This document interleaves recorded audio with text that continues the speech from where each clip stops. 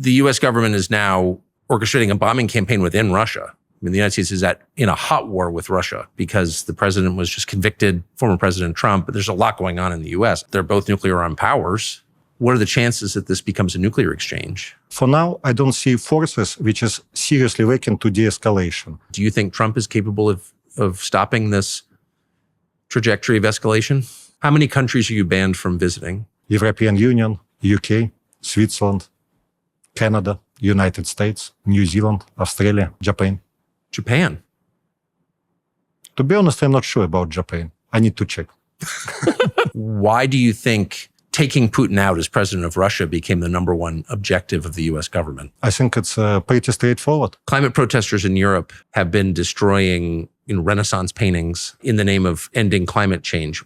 How do you get from a concern about global temperatures to destroying art? What is that?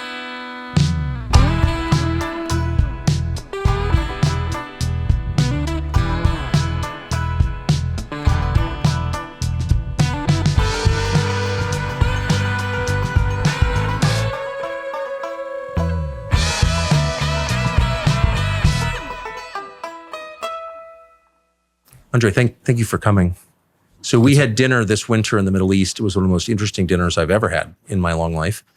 And we've been texting ever since. And I wanted to set down some of that conversation on tape because I thought people would be edified to hear it. And I knew that you were on the sanctions list for some reason. I didn't really understand why. I still don't understand why. But we are now in El Salvador because we couldn't meet anywhere else. We couldn't meet in the EU. We couldn't meet anywhere in the Anglosphere. We couldn't even meet in Switzerland, which has given up its sovereignty to NATO somehow. And so we're meeting here, very far from where you live. Tell us who you are and how you wound up on the sanctions list. I'm Andrey Melnichenko. I'm 52 years old. I'm a self-made business person. I started my business when I was 19 years old during my study in the Moscow State University. I've done pretty well. I've built a couple companies which became world leaders on their fields of activities. Trust fund, which taking care about assets of my family, on Yevrahim, which is top 3 global producer in fertilizers, and also SUEC, which one of the biggest world energy companies. So that's what I did. I never worked for any state, Russia or any other. I never participated in any privatization, any big government activities. So that's it. What else I do? So you are what you are described in the U.S. press as an oligarch. Oligarchs, at least in my understanding, were people who, as the Soviet Union collapsed in 91, grabbed state industries because they had inside connections and they killed people. But I think you were a teenager when the Soviet Union collapsed, correct? I arrived at Moscow when I was 16 years old. I was studying in the school, which is part of the Moscow University. Yes. Then I was studying in the Moscow Physics faculty of the Moscow University. That was a moment when Soviet Union collapsed. I did not have any connection. I was in the new city for me. So what I did, I started to organize businesses, different businesses at this age. So most interesting, it was a bank. I received a banking license when I was 21 years old. A little bit later, this bank grew, become one of the biggest banks in Russia, biggest private banks in Russia. And I sold it in 2017. And then you went into the fertilizer business.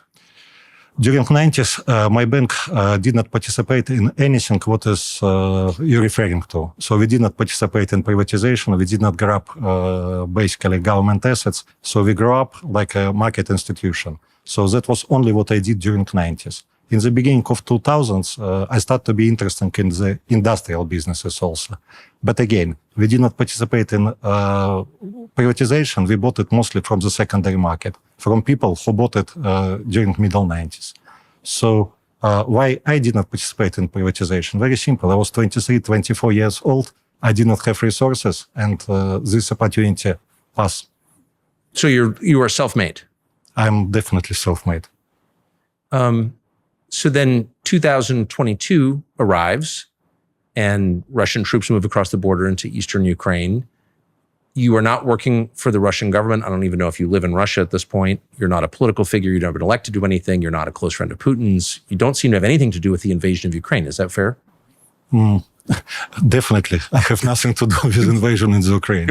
That's absolutely true. Okay. Yeah. So from an American perspective, we read that the US government is seizing Russian assets, and we imagine these are state assets. I'm opposed to it anyway because I think it's bad for the United States, but the story that we are told is that these are Russian assets, but your assets are not Russian assets, they're your assets. Is that correct?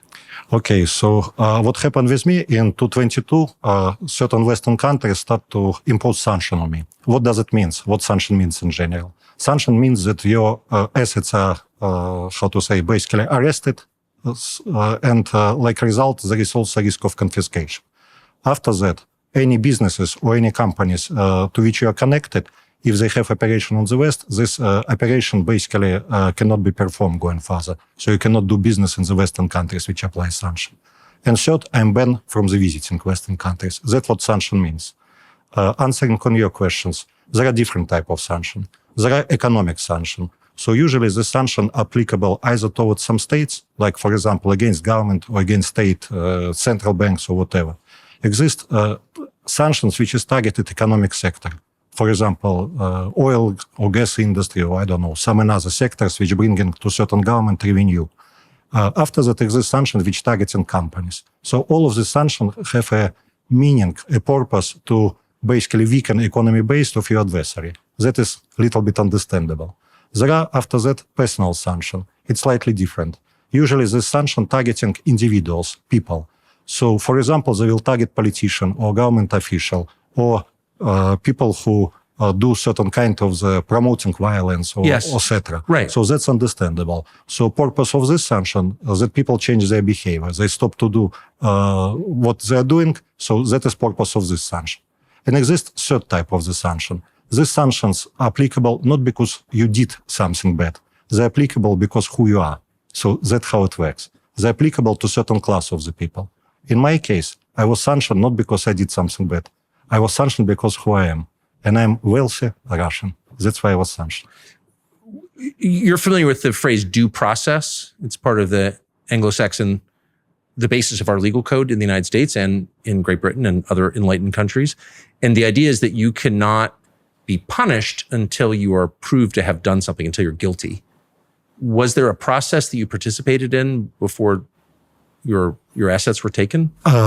Okay, so there are two different legal systems, European one and American one. Yes. In European one, they done most simple way. They say that exists criteria which allows them to sanction anyone who is going under this criteria. Criteria, it's very simple. It calls leading business person. So if you're a leading business person, it means wealthy person who is doing well, what otherwise it can mean. So that is already good enough criteria to put sanction on you.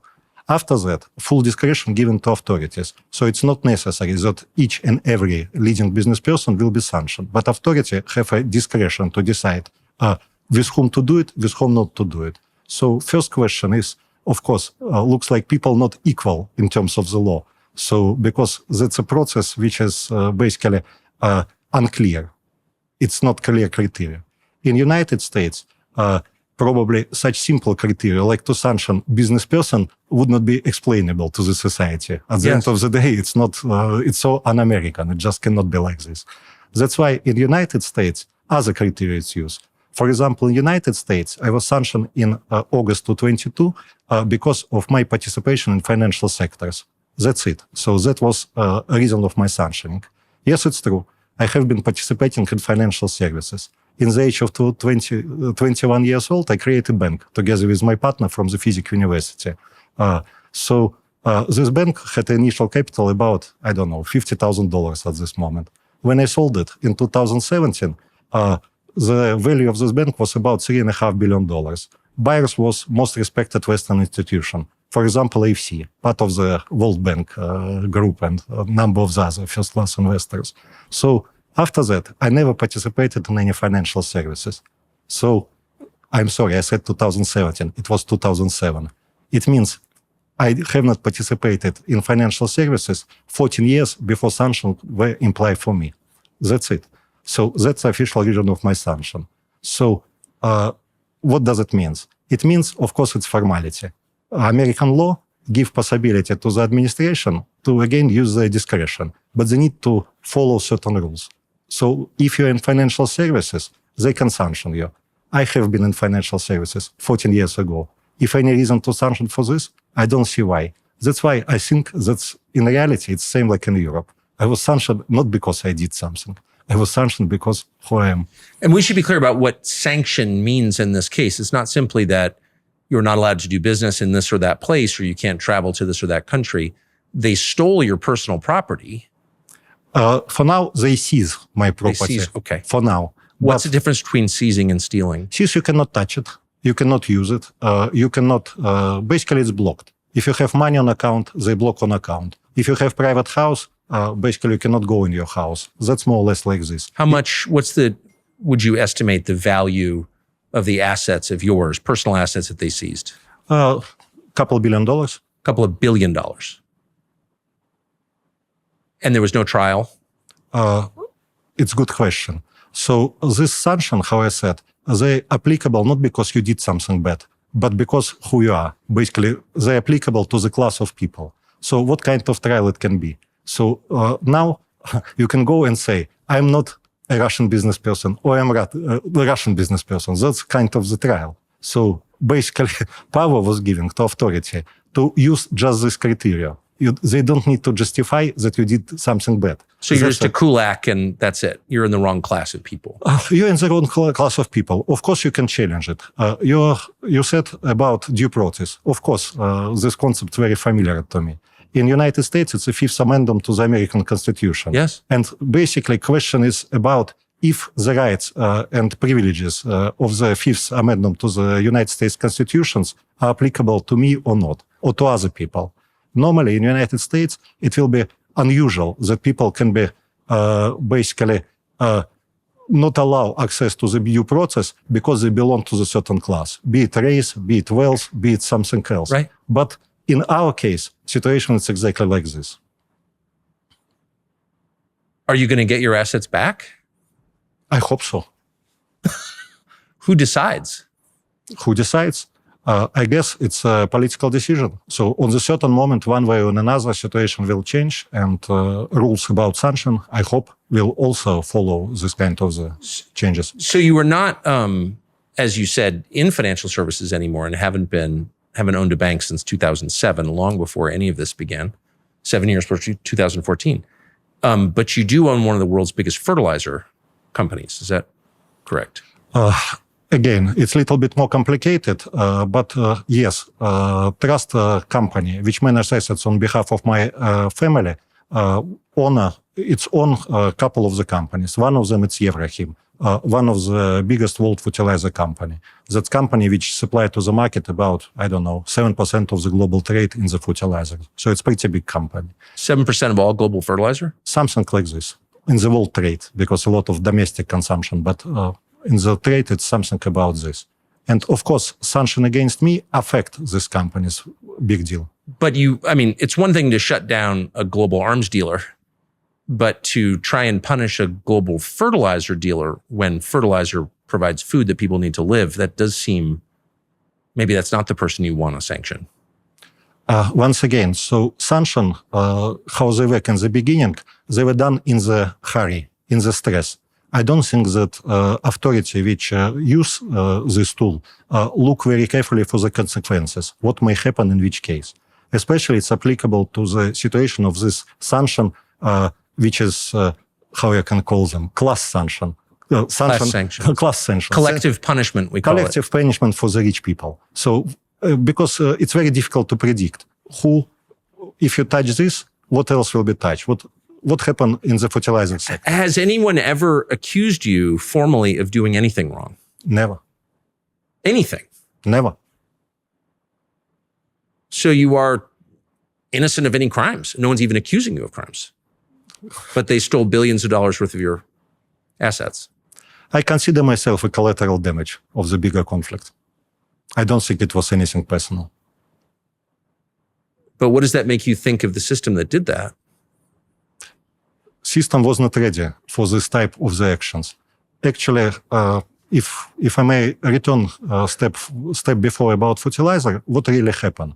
So mostly it was European problem, because European Union use, like I said, a fact that somebody is a leading business person, a wealthy businessman, like a criteria for sanction. In order to say this, they need to explain what exactly your wealth is. In the case of mine, and in the case of some other owners of fertilizer company, it's become connected. Basically, my wealth, it's a fertilizer company. It means I'm connected with the fertilizer. So that's a justification to put me in the category of the leading business person. But at the same time, how it's interesting it works. So if I'm connected with whatever company, operation of this company must be blocked in the European system in this way. So Russia and Belarus totally supply about 22% of the fertilizer to the world market. So situation which happened to me happened with other owners of Russian fertilizer company. What was the result of it? The result was predictable. In 2022, during about 11 months, 12 months after sanctions were applied, supply on the world market was dropped on about 18 million tons. It's a huge number. So that was the only reason for drop of the supply was a personal sanction. It's well studied, it's reported. So that's basically what's happened. Well, people are, so, I mean, you will cause famines if you do something like that, won't you? That's exactly what happened. You may have come to the obvious conclusion that the real debate is not between Republican and Democrat or socialist and capitalist, right and left. The real battle is between people who are lying on purpose and people who are trying to tell you the truth. It's between good and evil. It's between honesty and falsehood. And we hope we are on the former side. That's why we created this network, the Tucker Carlson Network. And we invite you to subscribe to it. Go to tuckercarlson.com/podcast. Our entire archive is there. A lot of behind the scenes footage of what actually happens in this barn when only an iPhone is running. tuckercarlson.com/podcast. You will not regret it. So when 20% of the world market disappear, actually not 20% disappear, because only supply which went through the Europe, meaning through the European ports or other means where Europe had control, this part of supply disappeared from the world market. What happened like a result? Prices of the fertilizer shot up. So about 3 times during 2022. So it's, let's say, from average $300, we start to experience prices about $900. What happened like a result? Basically, demand dropped. So farmers did not have money to buy fertilizers. But what kind of farmers it were? It was disproportionately farmers from the poor countries. Because in the rich countries, governments will help to the farmers. They will give subsidies or something else. Also, consumers are ready to pay more for production produced by these farmers. But that is not the case in the poor countries. Governments don't have means to help farmers. And otherwise, consumers not ready to pay because they don't have enough income, enough possibility to do it. So mostly, disproportional effect of the sanction was felt on the poor countries of Africa, some countries of Latin America, some countries of the Asia. So that's where supply of fertilizer dropped. Now think about it. So these countries, poor, they are not able to substitute domestic production of agri-foods by import. Why? Because it's much more expensive. So it's much cheaper to import fertilizer and grow products domestically rather than import grains or other products. So if you don't have money to pay for fertilizers, you definitely would not have money to pay for the end product, for the grain or for something else. So what's happening? If farmers did not buy fertilizers, it means domestic production of agriculture products fell down. Like a result, what happened? Domestic prices went up. What means when domestic prices of agriculture products goes up? Supply meet demands. In this case, it's very simple. What means supply means demands? Supply is less, demand becoming also less. What it means? It means before people eat 3 times a day, and some of them starting to eat 2 times a day. What means demands in terms of the food.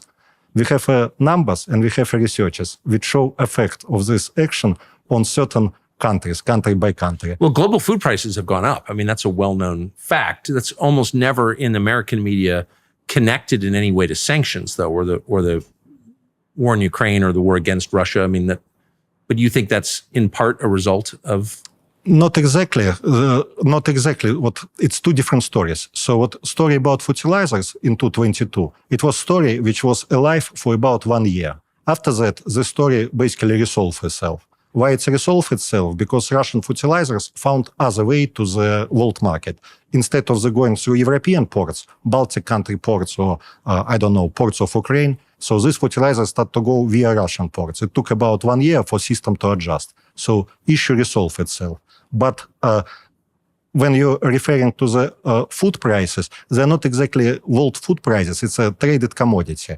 That's, for example, not so much effect of the people in the most of the poor countries. Of course, some countries import food, like Egypt, many other countries. But most really poor countries, they import inputs to produce food. Right. Yeah. So that's why effect was felt mostly of the fertilizer crisis, mostly in the very poor countries which were not able to import inputs for the food production. Because what is fertilizers? Fertilizer is input for food production. Yes. So that's how it works. Do you think that the lawmakers in the United States who impose sanctions and endorse them, which is almost all of them, very few American lawmakers oppose sanctions, do you think they thought this through? Did they know the effects of it downstream?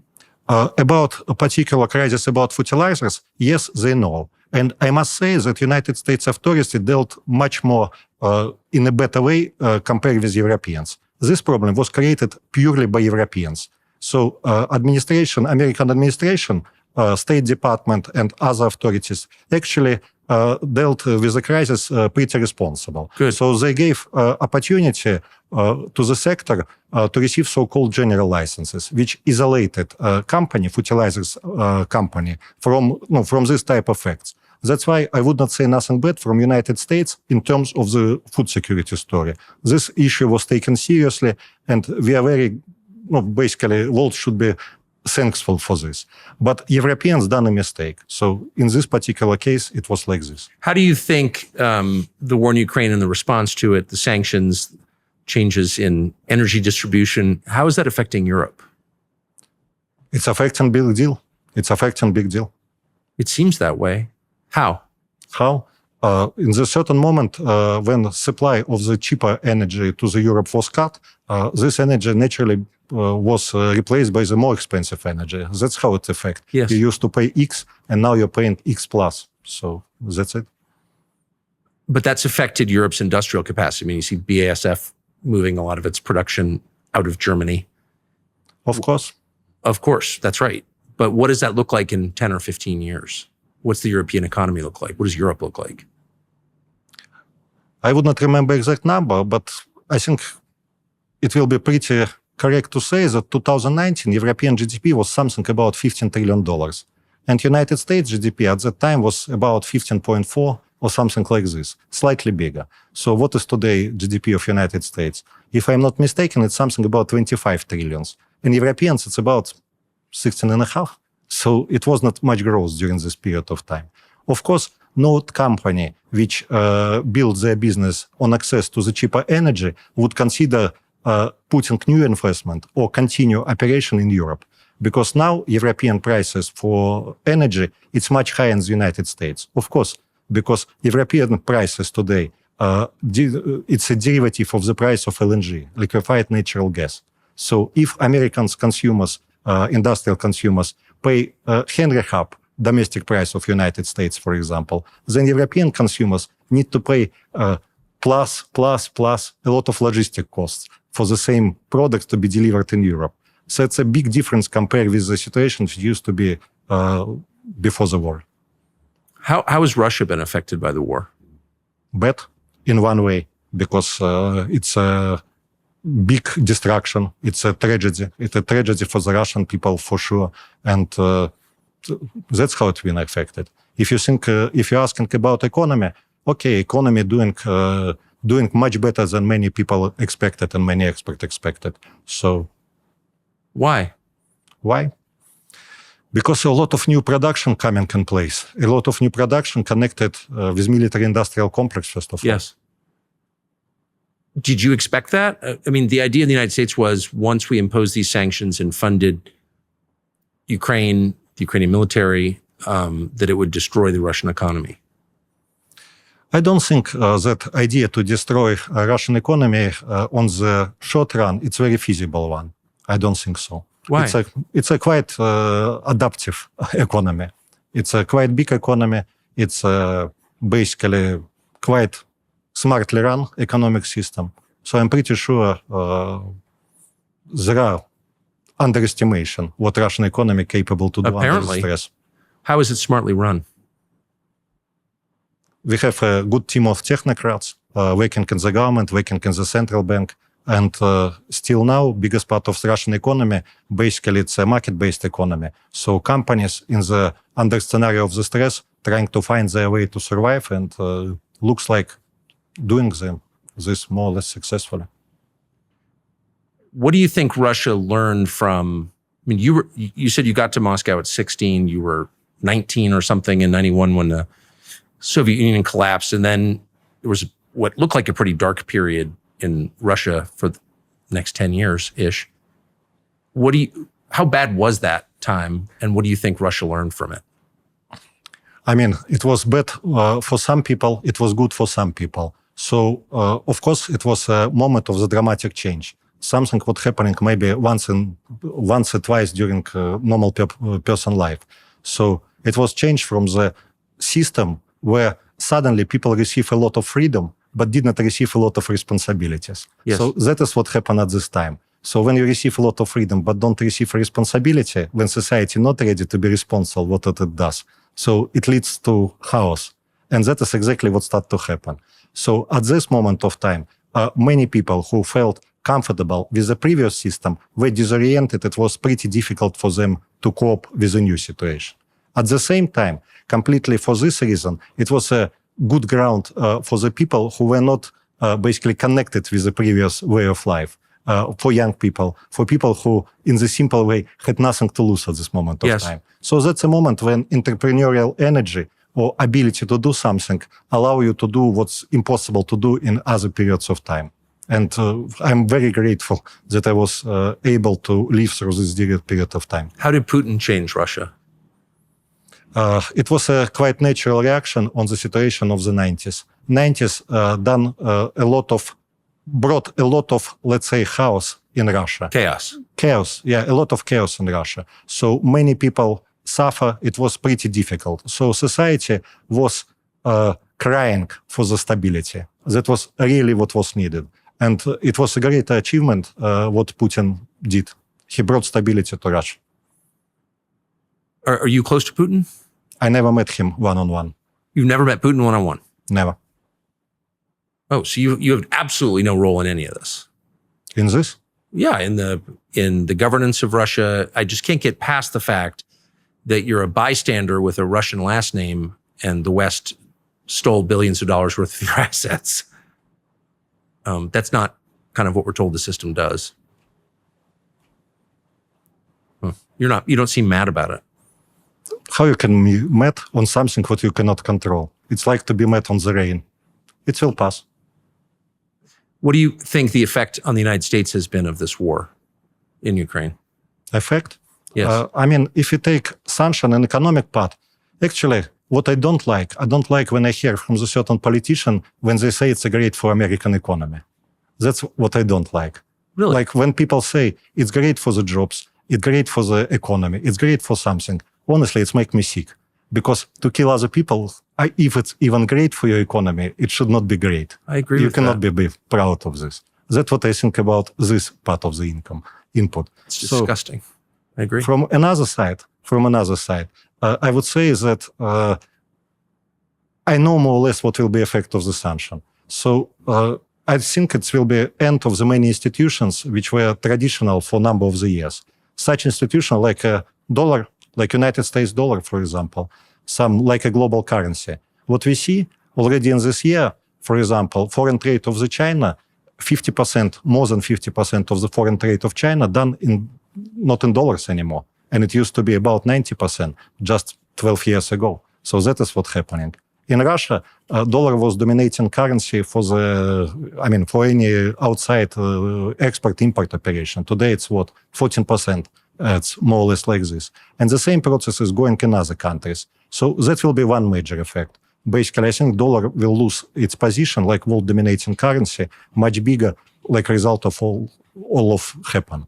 What will be the effect on the United States of losing the dollar as the international currency? I think it's one of the 3 or 4 major assets which country has. But what are the practical, as a former banker, what are the practical effects? Practical effects? Yeah. So if less investors want a dollar, it means interest rates are higher, inflation is higher, it's more difficult to refinance debts, et cetera, et cetera. It means a lot of things. When you cannot emit world currency, it means completely different world where you're in. This seems obvious as a non-banker. That was my first thought when these sanctions were imposed. This will scare people out of using the dollar because it's being used as a political weapon, not just a medium of exchange. It's not a safe haven anymore. If I could see that with no education or background at all in this area, why wasn't that obvious to U.S. policymakers? Hard to say. Perhaps they're comparing pluses and minuses of such policies. They put balance on the pluses. What would be the pluses from an American perspective? Oh, that's hard for me to say. That's better to say from the American perspective. I have no idea. Well, I am an American and I don't understand any of this. I don't understand why you would want to kill or depose Putin, which is, of course, the whole point. I mean, you can like Putin or not. I don't have to live under Putin, so I don't have strong feelings either way. But why do you think taking Putin out as president of Russia became the number one objective of the U.S. government? It doesn't seem obvious that that would be your objective. I think it's pretty straightforward. It was, you need to look history not so long, but at least for the 20 years back. So in reality, cooperation between Russian government and Western governments deteriorated during last maybe 20 years. So that was a process. If you see how it developed with the increase of the NATO presence closer to the Russian borders. It was many other things which basically contributed to this deterioration of relation. And I would not say it was like from one side or from another side. It was a number of the things which basically brought us where it's brought it. It's become more and more and more difficult during last 15 years. What is really, for my understanding, all of these events in the Ukraine are? It's just moving of the conflict on the next level escalation. That's what it is. So that was 2014. So what is the reality? It's events of 2022. It's a movement of the story which was in the process maybe 15, 20 years of basically unresolved situation of security in Europe to the next level of escalation. So basically it's one process. Ukraine, for my understanding, it was not like issue by itself. It's a process of non-understanding, of not ability to communicate, to find the common solution between West, United States, first of all, and Russia, which led step by step to the new levels of the escalation. That was the process. And what happened during this process, parties lost trust to each other. So Russian government, Russian leadership lost trust in the Western system, inability to find solutions with the Western leaders. Same happened from the Western side. So Western leaders lost trust, inability to make, to find understanding and to resolve complex issue with the Russian leadership. So that is what happened. So when it's happened, that's probably answering on your question, why? So it's just a kind of process of forward movement that will go on the principle of entropy forever until something stops it. Like, it sounds like there is no motive. It's just organizations keep going until they don't. Dynamic, it's not very good. So dynamic, it means that because basic issues, basic problems are not resolved or even not articulated sometimes, more and more and more different means of confrontation coming into the play. So for my understanding, basically what's happening in Ukraine, it was one more step towards this escalation. But then again, can be another step and can be another step. So unfortunately, we are moving towards this direction, for my opinion, right now. Where are we right now, would you say? I would say in very dangerous moment, in the moment which perhaps we did not experience for last, I would say from 84, something like this, for the last 40 years. I mean, the U.S. government is now basically orchestrating a bombing campaign within Russia. mean, the United States is in a hot war with Russia. And this is because the president was just convicted, former President Trump, but there's a lot going on in the US. I don't think that most Americans fully understand we're in a hot war with Russia. So, I mean, they're both nuclear armed powers. What are the chances that this becomes a nuclear exchange? Unfortunately, each conflict has its own dynamic. So for now, I don't see forces which is seriously working to de-escalation, because it's not defined yet what victory means. It's not defined with what purpose of each conflicting party really is. In reality, it's described, but today these goals are not really discussed. Yeah, it's like one party moving one direction. What, for example, Ukrainian party saying? Ukrainian party of this conflict saying, okay, we want something like go back to the situation when everything was in 2014. Okay, so they want to do de-escalation 2 steps compared with today's situation. Step not 222, but step 2014. At the same time, what from the Russia perspective we are hearing when we are listening news or whatever, Russia saying, no, we want something bigger. We wanted to do de-escalation even further. We wanted to come back to a situation when security arrangement in Europe done in a such way that Russia does not feel in danger from different sides. Yes. So that's to what Russian leadership referring. So why to do 1 step of de-escalation? We need to do 2-step de-escalation. So that is like 2 completely different languages. So you cannot discuss one part, one type of basically problem, and don't discuss another. So when 2 parties don't hear each other, and each of them kind of living in their own world with their own limitation, what you should predict? You should predict that more people will die, that escalation will continue, and God forgive us, but next threshold of escalation can be crossed. Both sides are now sort of openly talking about using nuclear weapons. I never thought I would live to see that. That seems crazy. It's extremely scary. Are the Russians worried? Of course they are. Of course they are.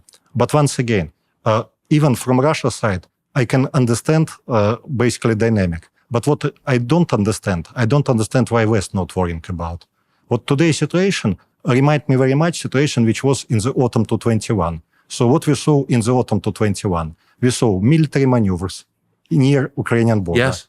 We saw the proposal to come back and to discuss different type of the arrangement, which can make situation a little bit more secure, not little bit more, but more secure, more predictable. When security, it's basically working in the both side, not only against Russia, but also such arrangement where Russia feels secure. That was a major discussion somewhere in the autumn 2021.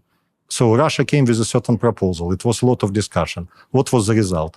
The result was actually noise. Result was, okay, it will not happen. Result was, okay, just try to do it and we do something more terrible to you. That was kind of the discussion at this moment of time. What Russia did at this time, move situation to the next level of escalation on the basically situation which we, in the beginning of the special military operation. That's what Russia did. So that happened once. So compare with the situation today. Military maneuvers, with a tactical nuclear weapon at this time. A lot of basically comments like, oh, don't take it seriously. Mr. Putin did not use bomb for 2 years. For sure, he will never use it anymore in the future. Yeah, all of this kind of the discussion. We need to ignore it because if basically Russia will do it, we'll do it something even more terrible. What it reminds you? For me, it's remind to 21 and beginning of 22. But Putin did roll across the border in the end. Putin did roll across the border Yes. at the end. So why, if one time the escalation move on the next basically So we're step? almost getting to like theological questions here. Do you think the West wants a nuclear war? I mean, is this an effort to commit suicide? Like, what is this? I think it's just an ability to propose a scenario which basically Western leaders can explain and find a right balance with. Actually, it's a very difficult question. It is a very difficult question. Society, Western society, so much supportive was so much basically done supportive to the cause which was promoted by the Western politicians till a certain moment. So, because it's so simplified narrative, like unprovoked aggression. Unprovoked aggression meaning exist aggressor. If exist aggressor, what you can do? You need to react on unprovoked aggression to punish. So how can you change this narrative? So this narrative, it's very difficult. If you're a politician who is dealing with this limitation, how to deal with this? That's very difficult. Sometimes it's easy just to follow inertia, just to do. Sure. I mean, of course I understand that. And their prestige is at stake and no one wants to admit a mistake and no one wants to be seen as siding with Putin or being a disloyal American or Belgian or, Frenchman or whatever. The media control people by attacking them. But you would think that a nuclear exchange would be the moment where people would say, well, I don't care what you call me. We're not going to have a nuclear war because that would be the end of people. And I would do anything I could do to stop that, anything, including accept responsibility for dumb statements I made before, be embarrassed or being called names. I don't care. I'm going to try and stop nuclear war. I thought that was the red line for people, but it's not. If American society understand the moment where we are, I don't think they do. But you think we're at that moment? I think that next level of escalation, it's very possible. After that, if you take it like effect, that next level of escalation, it's possible. What next level of escalation may be? Well, that's all that's left. But again, it raises the theological question, like why did Europe decide to destroy itself in 1914? Why is the West once again on the brink of destroying itself? What is that? It doesn't seem rational at all. I think it's pretty understandable. I believe in Western democratic system. Yes, I do too. In a certain moment, it's allowed to change the course. So leaders change. And then if some leaders follow some particular scenario, it's very difficult for them to change their opinion, to change the position which they took towards the population of their countries. But when democratic system make a change, then course of society may change also. So I think this problem will pass in one way and another. Problem is how fast this will pass. If some tragedy will not happen before. That's what we So if the worry leader about. of the West, the American president, changed his view on this, then you think he could lead Europe to de-escalate?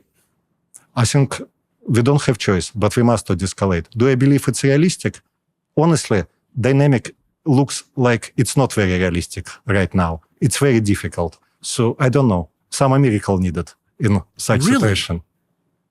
So your read as a non-American who's not allowed in the United States, but I know you follow this carefully. Do you think Trump is capable of stopping this trajectory of escalation? I don't know. Is there any other leader in the world who is? I don't know. I think today, world in general have a problem with the leaders who can look not on the polarized way to say that is true or that is true, but people who can look a little bit more globally. I think we have a deficit of these people right now. So, and idea of this constant conflict, of these things which ruptured world on part, it's become very dangerous. It's become very dangerous. So I think that world need a moment for a little bit of cool down. And then probably the process will start. Remember what stopped the war in Vietnam, actually? I think it was only one way which stopped it. It was a slogan. Remember this? Hey, LBJ, how many kids did you kill today? Yes. So I think that was probably one of the most important things which happened during this period of time. Because it's very simple. And that goes directly to your conscience. So you repeat something and suddenly you start to think, okay, maybe it's not about communism, capitalism, I don't know, detente or something else. Maybe just about something a little bit bigger. That it was what stopped the war at this time. What will stop war at this time, I don't know. But I don't believe somehow in the deals between politicians right now. I don't believe it somehow. In Europe, you're in Europe, well, I guess you're not in Europe anymore, but do you think the rest of the world understands how close we are to nuclear war? I don't know. I think it's like in this movie, Don't Look Up. Something happening, something coming closer, but so many other more interesting things. Hey, it's a fundraiser. Hey, it's some other interesting stories happening. Why to concentrate on such big issues? But in Europe, I think understanding of the situation growing. What's China's role in all this? Hard to say, but I think China behaved like very responsible power, trying to basically say everyone, please calm down, please calm down. How strong, what China really can do about it? That's another question. President Nixon went to China famously 50 years ago in probably a lot of objectives, but the main objective was to solidify the split between Russia and China because you don't want them to align against you. Of course, if you're the United States, in one day, that seems to have changed. Is the Russia-China alliance strong? Is it enduring? Is it, for the next 100 years, will those two countries be in an alliance, do you think? It's a country with a huge trade compared to size of our economy. Yes. It's countries with which very long land border. So China, it's definitely a growing world superpower. Probably only two superpowers now we can really count. So yes, of course. So Russia and China would have a strong relation. I hope they will. Is there any chance in our lifetimes that Russia and the United States have any kind of reasonable, non-antagonistic relationship? We should. Well, I agree. We should. It's no any reason. It's no fundamental reason why it should be otherwise. Neither with United States, Russia, not with Russia and Europe. I don't see any reason why it should be otherwise. What would happen if you tried to come to the United States? If I will come to the United States, I don't know. I would not get a visa, so how I can come? If you went to a European country or Australia, same? Yes. Do you think you might be arrested? I don't think so. I will simply not allow to come there. Why to arrest me? I did not done nothing wrong. How many countries are you banned from visiting? European Union, UK, Switzerland, Canada, United States, New Zealand, Australia. That's it. Japan. Japan? To be honest, I'm not sure about Japan. I need to check. But so since you live outside what we think of as the West, and Japan kind of is part of the West in a way, it has American troops on its soil. How do you see the world changing now that you've been forced outside the old world into the emerging world? Where are the freest places in the world? Where's the power coalescing?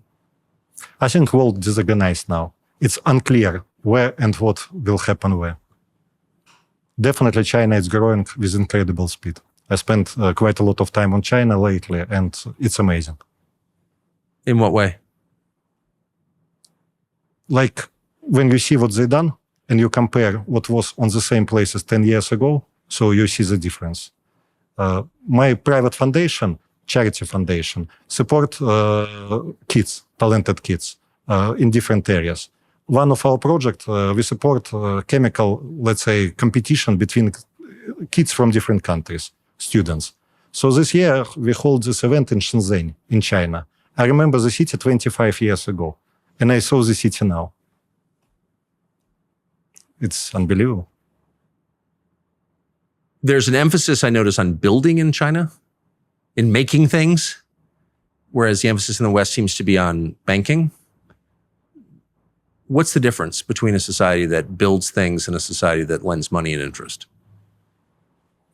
I mean, at the end of the day, both society trying to resolve the same issue, to make people in this country to feel better. Yes. So there are many ways which lead to the top of the mountain. One society going one direction, another going another direction. Hard to say what's better. Which is a stronger society? American. America. Of course. Why? Democracy. Yes. Good history of democracy, rule of law, traditions. Do you think that, and I agree with you completely, I strongly believe in democracy and, of course, rule of law, but I wonder what the lesson the rest of the world is taking from the last couple of years. I mean, do you think there will be other countries that want to sign on to the democratic project? It's very difficult to say what the democratic project is. But I mean, we are going through the period of time when dominance of one superpower of United States, it will not be it will not be in future like it was before. Yes. For sure, China done a great, incredible job. And we will see at least two superpowers which will, in one way or another, organize world affairs going forward. At the same time, we see a number of the countries who will become strong regional leaders. So we're going to completely different arrangement of the world. World which is, you can call it multipolar, but the world which is with completely different dynamic. That's where we are moving now, from my understanding. And what does it look like in, say, 10 years? So I imagine it's the English-speaking countries, Europe, maybe Latin America, maybe not, and then everybody else. Again, it's very hard to say. So let's assume that situation which we are talking about, this escalation level will not be crossed. Let's assume that some miracle will happen which will bring world to the de-escalation, and slowly, new order will start to emerge. So how situation will develop in this scenario, hard to say. There are bad scenario and good scenario. Bad scenario, it's, again, to come back to the cycle of the Cold War, basically, to come back 40 years ago, where there are couple blocks, let's say United States, one side, China from another side, couple countries which trying to, do something independent little bit. So something like this. That's a dangerous world for my understanding, because it will be just a repetition of something what we already seen. So competition where there are only two polars, couple steps after can lead to nothing else but to the very difficult confrontations, very difficult fight for the different resources, for access to this and this. That's, for my understanding, a situation which not very sustainable, to put it this way. So if exists another scenario, if exists scenario where something else may happen, perhaps. So what it can be? It means should be possibility for some other countries to basically work with the both sides, to work with one superpower and from another superpower. To work, it means to have security arrangements, to have understanding, to have investment from the both sides, to have trade with both sides. And if such countries, such actors will be basically more and more of them will be forming the world, that's, for my understanding, what can make world more solid, more stable, more sustainable. So how to make sure that we did not come to competition where either you are with us or you are our enemy, but how to come to the situation when acceptance of the abilities of countries to don't be neither in one side, not on another side, conceived, basically treated like something good, like something what's in the interest of stability of the system. I'm sorry, maybe my English not so well, and maybe I'm not delivering. I'm following every word. Logic. Let me ask you the stated objective, I don't know officially, but certainly policymakers and lawmakers say it, is to kill Putin or knock him out of his position, to get rid of Putin. I know you don't live in Russia and you don't know Putin, but as someone who knows the country, what would happen if Putin disappeared tomorrow? Firstly, I live in the country, and I consider myself Russian. Yes. And so it's not correct to say that I'm not living in the country. Oh, you're not? Okay, great. Yeah, so for the last 3 years, I spent in Russia most times than any other countries. Oh. That's changed a lot. So what would happen if Putin disappeared tomorrow? What would happen to Russia? It's such a big, complicated country, and it seems like whatever you think of Putin, he holds it together. Chaos. Any type of it will increase level of the uncertainty. Like in any system which is basically very centralized, and Russia became very centralized system in the last decade or so. Yes. So any unexpected changes only will increase chaos. So chaos, yes. So where exactly this increase of the chaos will lead, that is, again, very much depends of many other situations during this particular time. But I think it's very bad scenario and I don't even want to think about it. Oh, that bad. I mean, it seems that way as a total outsider if you have this the biggest country in the world with very complicated demographic mix and, a lot of different parts of the country that don't have that much in common with each other. It seems like with a lot of nuclear weapons, that could be bad for the world. Chaos, it's in general, Chaos. Chaos, yeah. Chaos, it's very dangerous weapon. So when this weapon apply, it's create instability in the system. When chaos was applied, let's say, in Afghanistan or in Iraq or in Yugoslavia 30 years ago, how long it took before stability was brought to the same places. So in situation like Russia, any type of the chaos, I don't think, firstly, system will be destroyed by the chaos, because Russian people, Russian society already came through a very different period of time in the 90s, where it was a lot of chaos. And society received kind of the vaccination against, against this type of the disease. They had chaos, they don't want it again. Exactly. So that's why I'm pretty sure what will happen if more chaos will appear in the system. Our system will react with more centralization, with more concentration of the power, with less freedom. That's what will happen. Yeah. And but is it good or bad? I think it's very bad for the Russia and very bad for the rest of the world. Because when system becoming more concentrated on defending itself, when it see dangers everywhere instead of the opportunities, even if dangers not exist, they will appear. That's right. And we will follow and we'll come to next conflict. That's exactly right. A little bit late. So what happens to Ukraine? Since you are, in some sense, in the agriculture business, and I know you know a lot about Ukraine. Do you have a Ukrainian parent? My mother is Ukrainian. Yes. So you're familiar with Ukraine. Zelensky has apparently, I heard from a Ukrainian 2 days ago, backed a new law that will allow foreigners to buy, own property in Ukraine. It does feel like maybe the effect of this war is, foreign companies buying a lot of Ukrainian land and moving a new population in. Maybe that's just a dark guess. What do you think the future looks like for Ukraine? It's a tragedy what happens there. That's exactly the situation when country became a stage for competition with outside powers. Right. So that's exactly what should not happen with any other country. So that may happen. It was a chance that the same scenario could happen before in Georgia. Thank God it did not happen.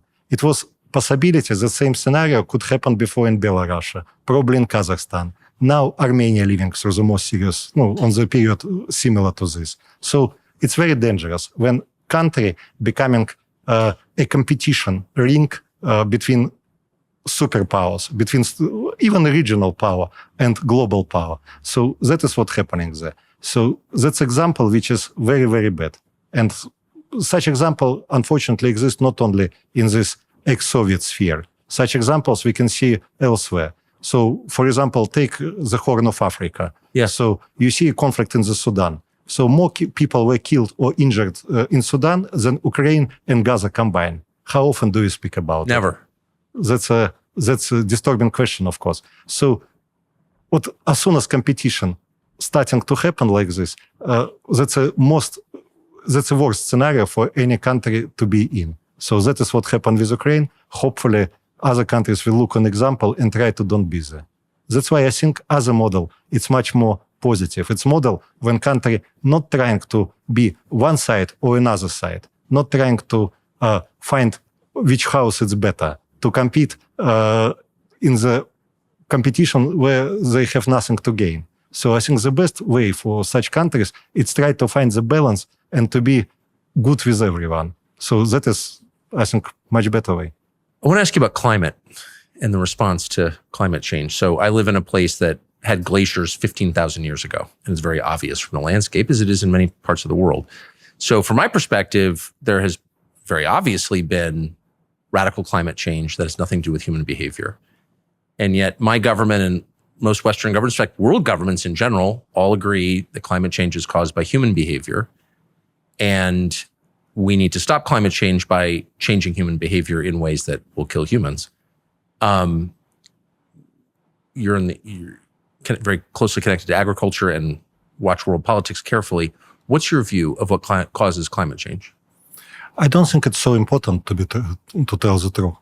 I think more important it's the fact the temperature of the surface of the planet changing. That's true. That's a matter of fact. Yes. So it's also true and very possible that number of the dangerous anomalies, nature anomalies, will increase, like consequence of the warming of the surface of the planet. Yes. So intensity of hurricanes, more floods, more droughts. So this kind of the things will increase. It's very possible. very possible they will bring more damage, material damage to the property or damage to the way of the living for the people. That's all nice. That's all understandable. So, but I think what's wrong if from these facts we are jumping to the question and starting to discuss who is guilty. Who's guilty? That is what is, I think, very wrong. Because, of course, it's more natural way to start discussion from this.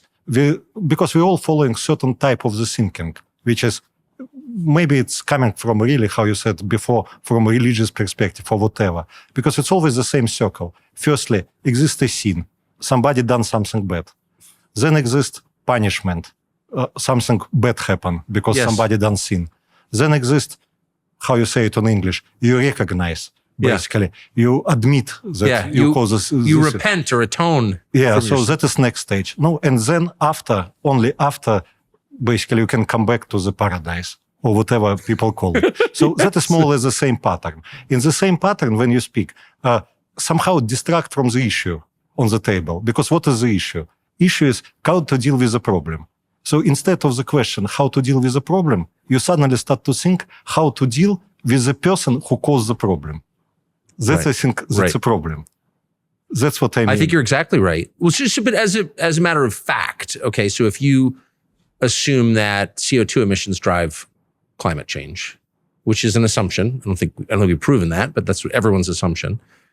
What percentage of CO2 emissions come from people and human behavior as opposed to natural phenomena? Okay, so let's look on it from the different perspectives then, if I may. So firstly, I think it's not important who caused the problem. So the same answer goes to everything. In the climate change, I don't think it's important who caused it. It's a question is, we need to address it. All right. So let's start it from there. Let's start to address the problem instead of the looking for person who did it. By the way, the same pattern goes about everything. Maybe in some conflicts, instead of the looking who caused it, hold on, it's better to think I understand about casting blame. I think you're absolutely right. And it does become a political vehicle to punish your enemies and people who don't vote for you, which is clearly what's happening. But you also can't solve a problem if you don't know its source. If you don't know why it's happening, how can you fix it? Okay, so how you can fix it? So in the case of the climate, I think it's better to start from the facts. Normally, there are two types of the people. Two kinds of the people. People who like to learn and people who like to believe.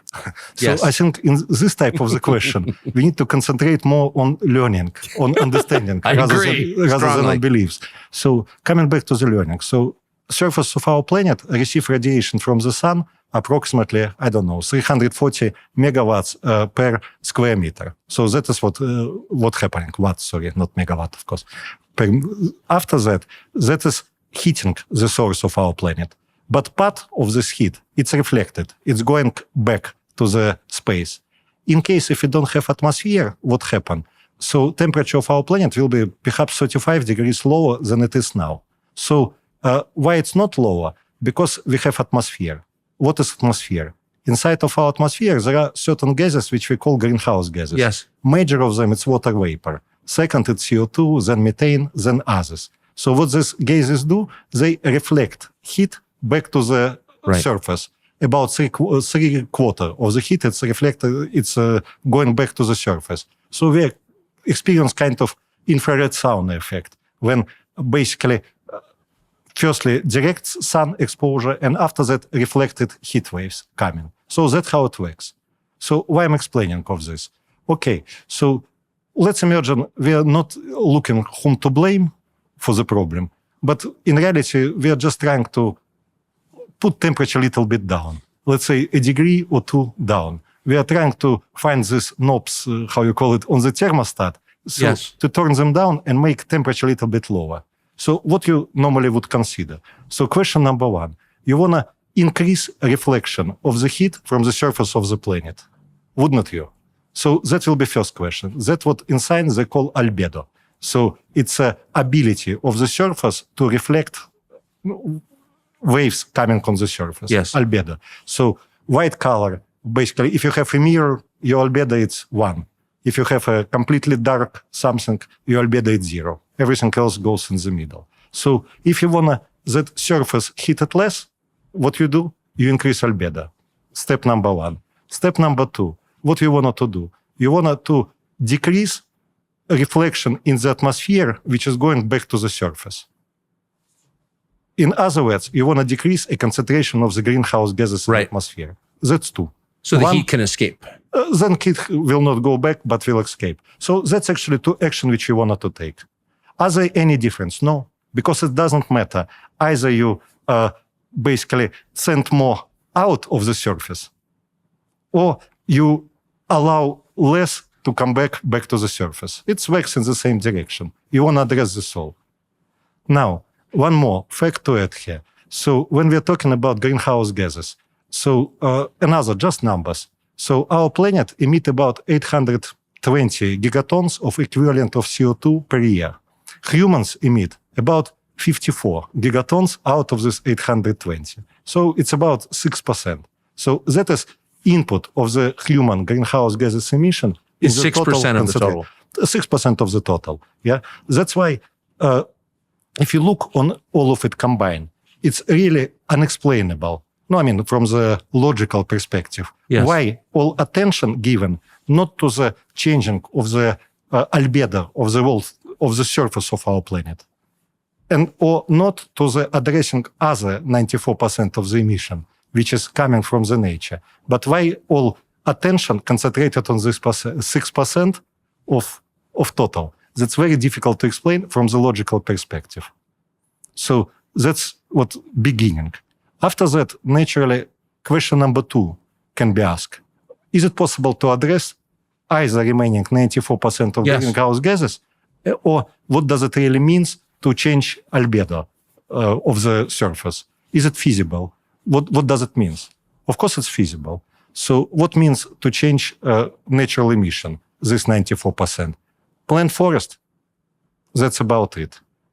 So meadows, it's about this.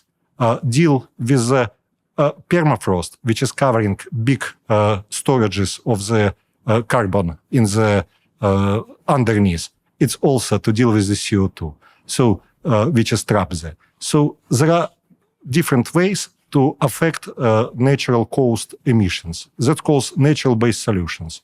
Exist estimations and numbers which show the potential of it. It's about 18 gigatons, 20 gigatons, so numbers like this. So it's more or less about half of the anthropogenic emissions can be much more cheaply mitigated by natural-based solution. So that's story number 1. Story number 2 about albedo. I'm sorry, I'm going a little bit into the... May I ask you to just pause on one question? So planting forests is number 1. It's one of the options. In the natural-based solution, planting forest, it's one of the options. That seems easy, cheap. It creates beauty. It helps everybody to plant forests. Why is that being done? Yes, it's done, but not on the very big scale. Where is it being done?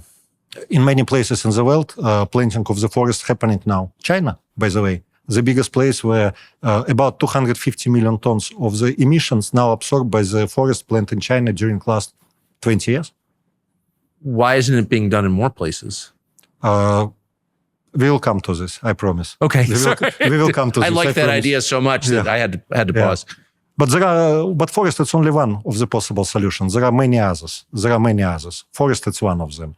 But once again, so there are opportunities to react on the greenhouse emission from the natural sources. That's story number 1.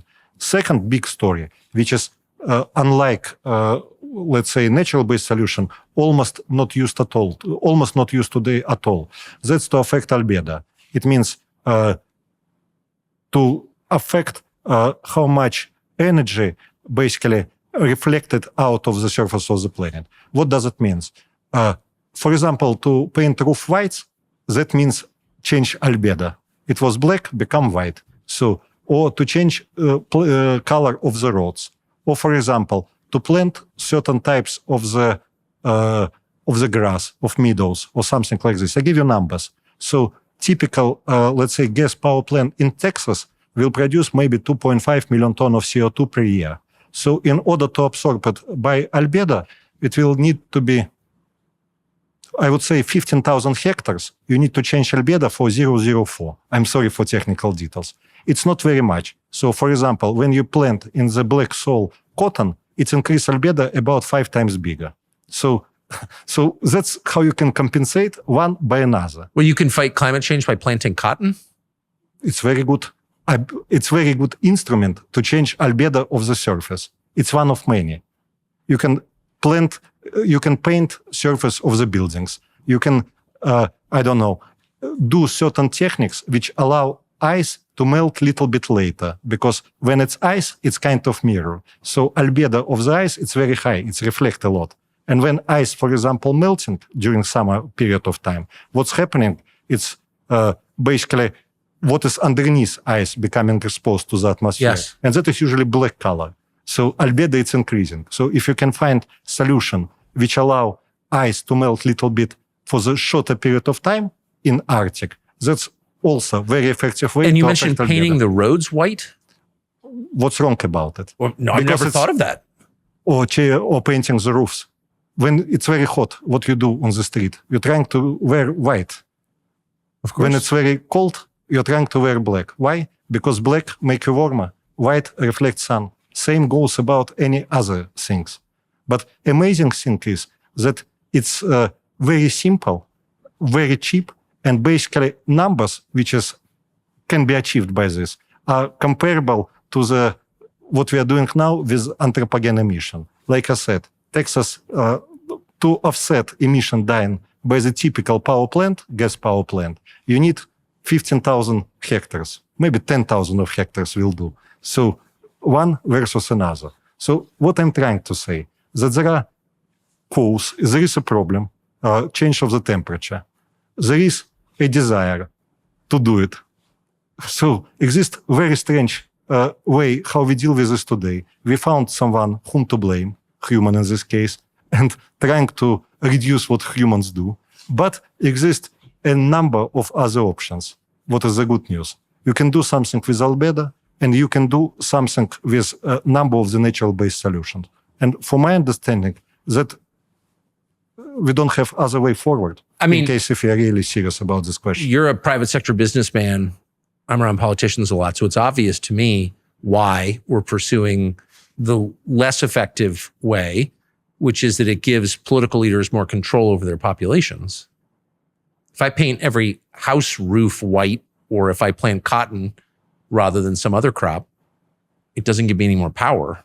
But if I control what kind of appliances people use, or if I close down coal plants and replace them with ineffective means of electricity generation, then I'm more powerful. Isn't that the answer to the question? That's partially an answer.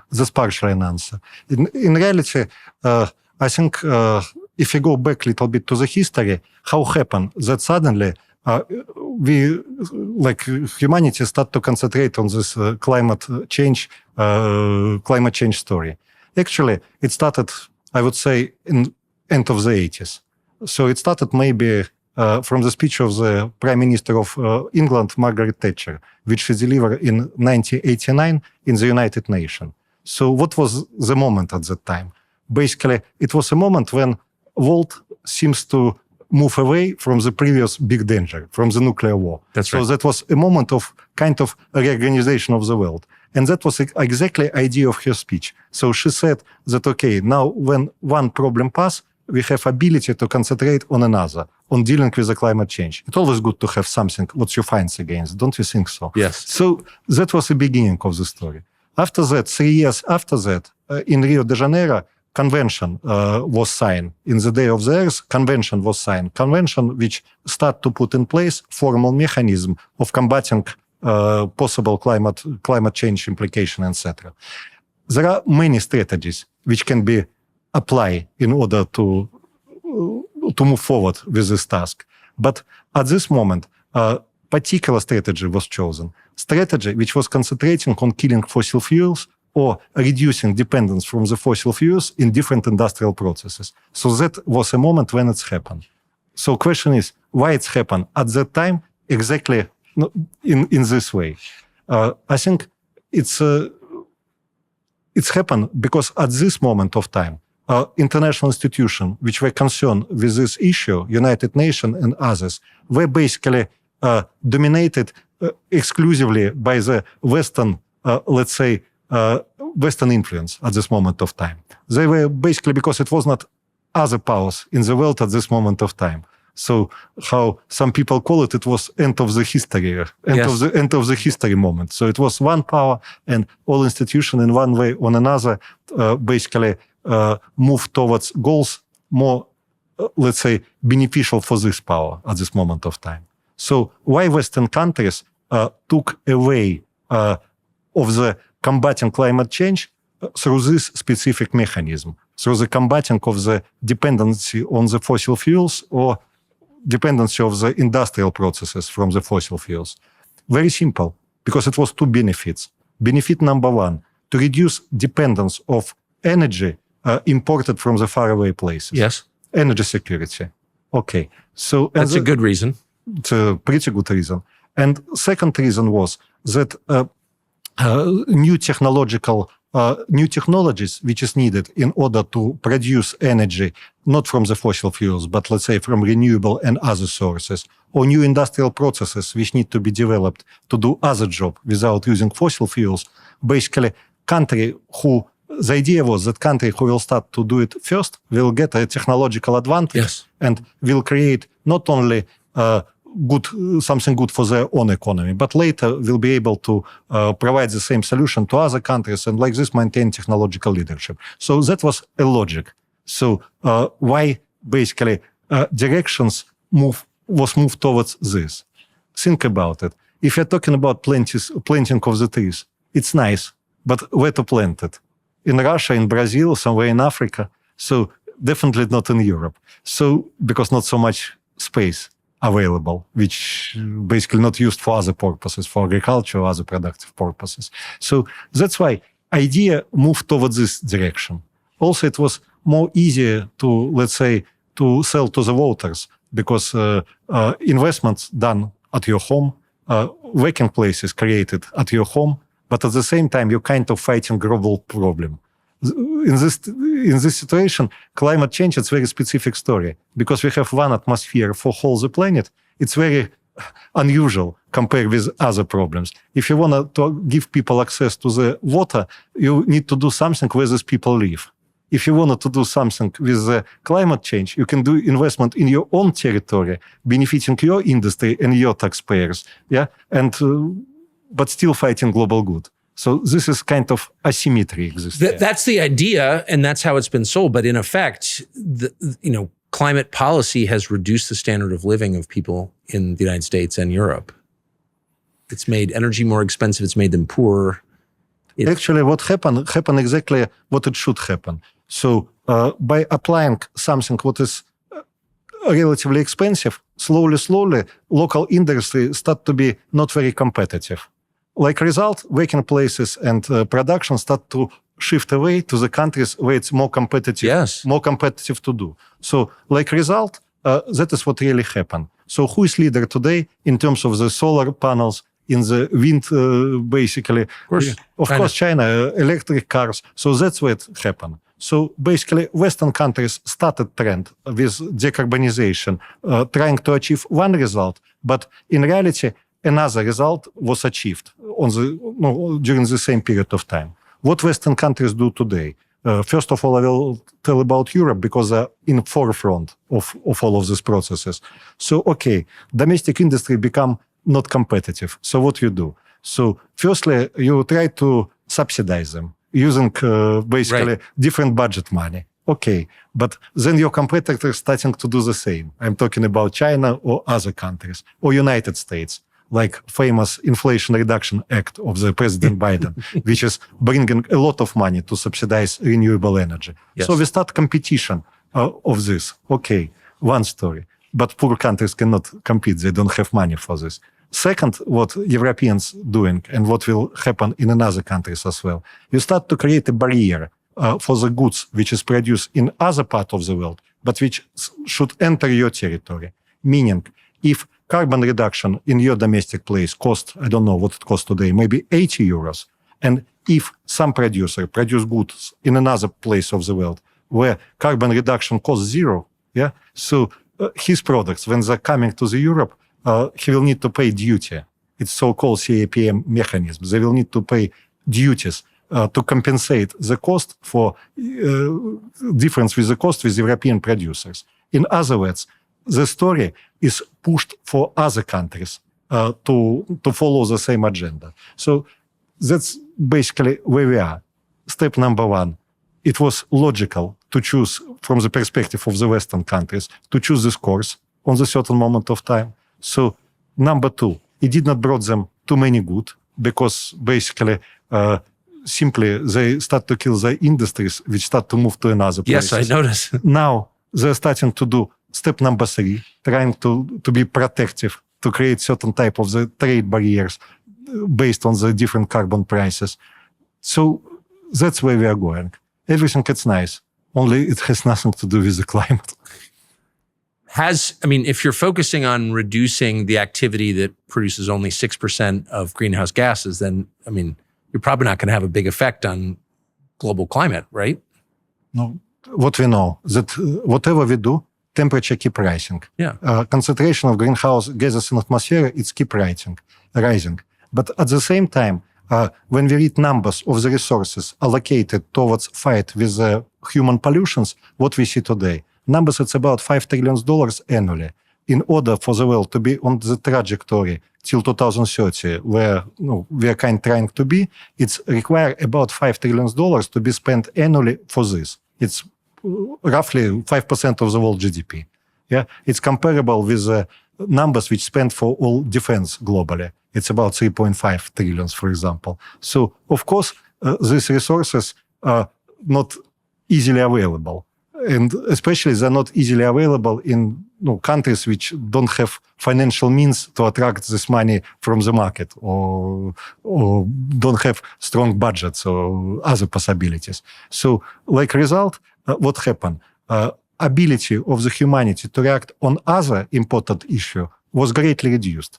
United Nations counting 17 sustainability development goals, like fight poverty, access to electricity, etc. So climate, it's goal number 13 in this list, really, number 13. So, but that's goal, allocate most of the resources. And that's a problem. So what I'm trying to say, maybe on the certain stage, it was good idea that Western countries start to follow particular way to combat climate. Who cares? If rich guys want to spend their money doing something good for the world in their own territories, you can only say thank you, nothing else. But now this story starts to affect others very much. More poor countries, countries who cannot really compete with the Western countries in this type of the arrangement. And what it means? It means this policy more or less clear now for everyone. It's not about climate anymore. It's about something else. It's about business. And clearly, the concern, I think, just as an American, is that the country runs on electricity, on energy, and the alternatives to hydrocarbons don't seem like they work very well. You're in business, use a lot of energy in your business. Could you run the United States on renewables? Will that be possible anytime in the next 100 years? What would happen if you tried to run the United States on wind and solar? Price of energy will be higher. That's what will happen. Price of energy will be higher. So it will be much higher than we do have now. So is it good or not? It very much depends what will happen in other countries. Because by itself, it's important if American industry will be competitive with these prices. Because if it's competitive with these prices, market will adjust itself, and at the end of the day, it will be good for American people rather than bad. But I don't think other countries will follow this agenda where just all basically added profit in the supply chain staying in few particular places in the world. I think this type of the world order is not sustainable, and unlikely it will be possible to maintain it for a very long time. And also, to don't forget one thing. So all of this done in order to fight climate change. What I'm trying to say, what all of these arrangements have nothing to do with fighting climate change. I've noticed. They have something to do in order to justify certain type of the trading policies or investment policies. Can I ask you one last question about energy before I get into the solutions that you think would actually work? And that's AI. It seems to, server farms are a massive draw of energy, and AI seems to, as projected, be one of the biggest consumers of electricity in the United States. If so, I mean, doesn't that kind of make the transition away from hydrocarbons impossible? How could you power all that? Everything possible if you have money. Is it reasonable to do everything what's possible? Usually in life, it's not. Good point. I noticed that AI seems to be exempt from climate concerns. Like your car is bad, but server farms are not bad. Yeah. What did you mean when you said specifically permafrost? If you wanted to reduce greenhouse gases, you would deal with permafrost. What would you do? What is permafrost? So beneath the permafrost, usually there are organic matters. So meaning some time ago it was forest, it was, meadows, it was something else. And then glacier came, cover, but what was there before remains under. So what's happening when permafrost is melting? And it's melting now. By the way, I should say that average temperature of our planet increased about 1.5 degrees. That's more or less number. But Arctic... Over what period? Compare with the pre-industrial level, how they say. Yeah, but that's not distributed equally. Yeah, so Arctic, it's warming much faster. So temperature in the Arctic increase maybe 4-5 degrees on average. So like result, ice is melting, permafrost is melting. It means during summer period of time, exist longer period of times when what sits beneath permafrost, organic matter, meets the atmosphere. So what happened during this period of time? It's same what happening with your apple when you eat part of it and left it on the table. It's getting rusted, how to say it, yeah? So basically microbes start to work with this organic matter, and like result, emission of the greenhouse gases happening. It starts to rot. Yeah. So it's basically either CO2, or if it's very wet, then it will be NH4, methane. Yeah. So that is what's happening. So what I'm saying, that more exposure for organic matter, which is underneath permafrost, longer this exposure with the atmosphere, more emissions coming out of there. So that is what's happening now. So what is the numbers? Actually, it's strange, but numbers not well known now. Not so good research exists in this area. It's accelerating now, but for now we don't have reliable numbers. There are a number of publications, but differences in measurements very big. But mostly estimation will be about 7-8 gigatons of emissions in the, let's say, 10 period of time. So numbers is like this. It's slightly bigger than United States anthropogene emissions. So basically, it's a significant numbers, which is coming from there. So when we talk about natural-based solution on the permafrost, if I understood the question correct, so idea is very simple. So how you can reduce time which organic matter exposed to the atmosphere? How you reduce this time? Basically, you need to keep surface cooler for a little bit longer period of time. That's what you need. And there are a number of techniques how you do it. Exist techniques which you basically apply some things on top of the ice, and it's melt much slower than it will melt otherwise. Exist things which include natural solutions. For example, you can put animals in the certain area, and when then animals walking in this area, they're pressuring snow. And what means pressure of the snow? So if snow is, let's say, 3 meters, then on top of the snow, you will have temperature maybe minus 40 degrees, but beneath you will have, minus 5. It's kind of blanket. Yes. But if you pressure it, then basically temperature beneath the snow will be much less. Like you're walking on your, country house on the, let's say, on some walk, and you will see that snow there will melt much later than will be snow somewhere else. Exactly right. So, in fact, you can see the footsteps. Of course. The ice footsteps, yes. Yeah. So like result, temperature beneath the snow, which was pressed by the animals, will be lower, and like result, exposure of the surface to the atmosphere during summertime will be shorter. So, that's another possible techniques. So in reality, these techniques allowing to mitigate quite a lot in terms of the emissions. What kind of animals? What kind of animals love to live in this kind of environment? Reindeer? For example. for example. Yeah. So many solutions. Is anyone trying that? Yes, people trying. And is there any way to know whether it works? It definitely works. But again, so natural-based solution, it's an area where exist very many problems with accounting, with correct measurements and everything. So problem is that we don't have a system which allow us objectively control flow of the greenhouse gases to the atmosphere and or absorption them from the Where is atmosphere. the world's permafrost? 65% of Russian territory permafrost. Alaska, it's permafrost. Yukon, a big part of the Canada, permafrost. And little bit in Scandinavian countries. Those are the four? Big four. But 65%? 65% of the Russian national territory, it's permafrost. Are the Russians trying this? Trying to do it? No. Why? Today, basically, why you will do something what doesn't make sense for you? Okay, stepping backwards. If warming of the planet is good or bad for Russia? Honestly speaking, it's rather good than bad for a number of the reasons.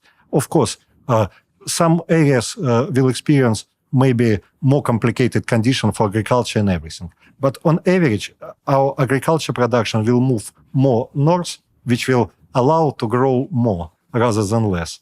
In terms of the ability, because we are northern country, so we spend a lot of energy to allow people to live in this condition. Yes. So when temperature going up, again, you spend less. So what I'm trying to say, economically, increase of the temperature, actually it's good in Russia if you take it in combination of the factors.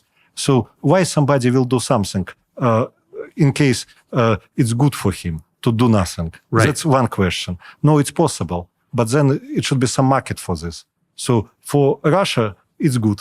But for somebody, it's bad.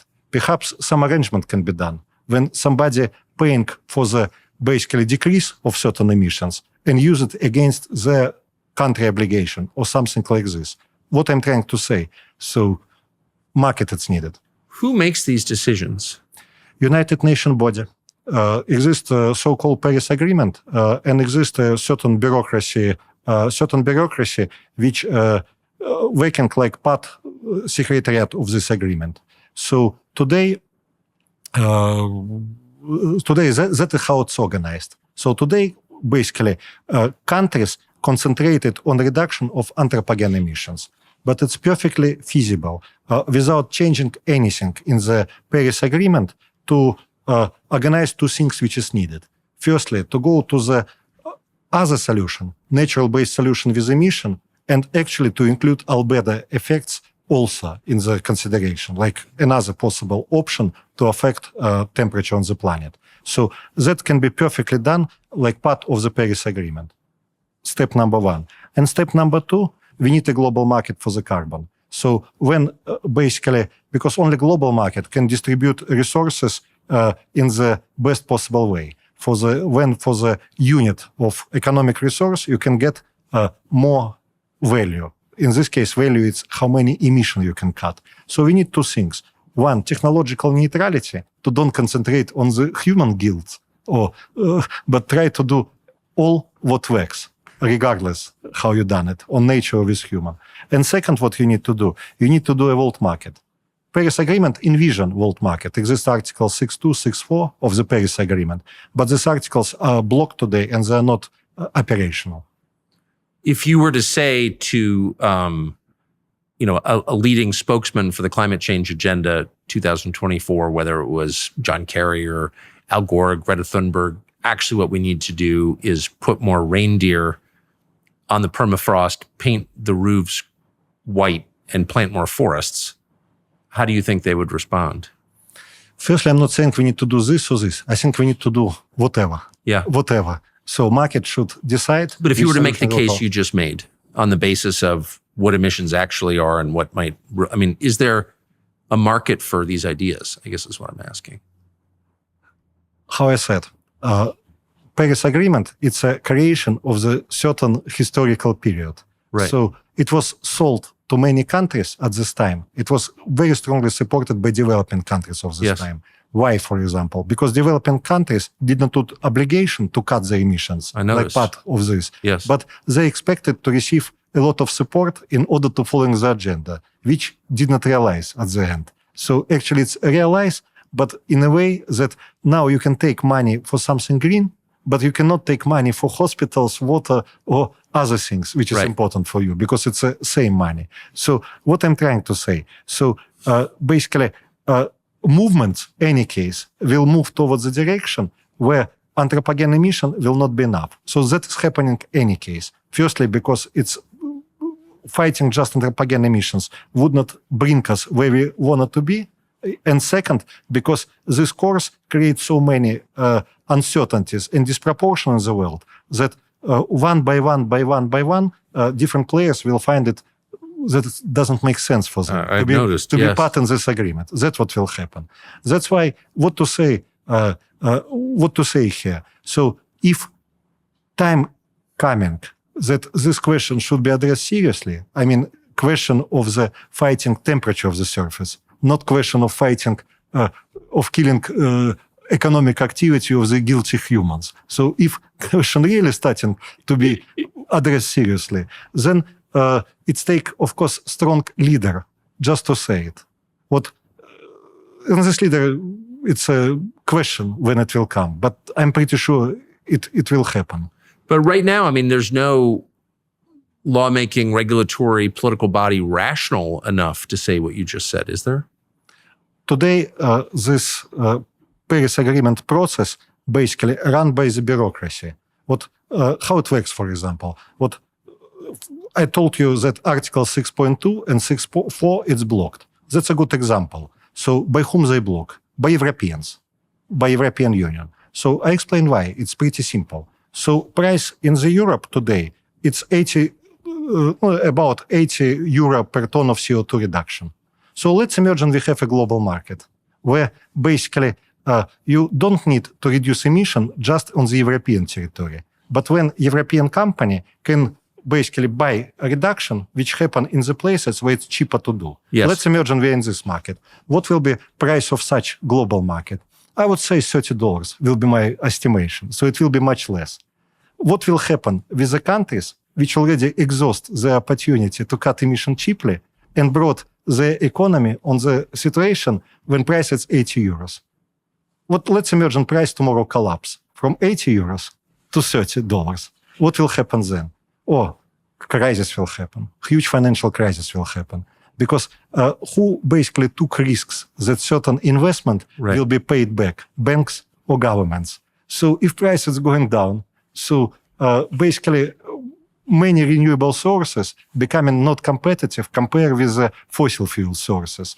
Because this price of $30 moving prices down. What is the result? Big financial crisis. So that's why, from one side, we are talking about how nice it's to fight climate. And from another side, we are blocking the best possible mechanism to do it. Because they've bet too much on this. Exactly. United States, not in this situation. United States did not done this bet because it's more rationally run system. United States today, basically, what it does, it's subsidizing many producers like part of the Inflation Reduction Act. Subsidizing producers, giving money from the federal budget towards companies which is cutting their emissions. Very big money, by the way. $100 sometimes per ton of CO2, $80, $110 for certain application. So why you need to spend federal money on something which is like $100 if you can purchase the same for about $10 somewhere else? Where, for example, in African country. Why you're not purchasing something what you can purchase for $10 and give jobs and something to the African country, but at the same time, why you're sending grant money there or basically help there?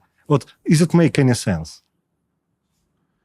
Why do you think, you said at the outset that you think a lot of this is a religious impulse, or it follows a religious template where you identify the sin, you find the sinner, you force the sinner to repent, and then you get to paradise?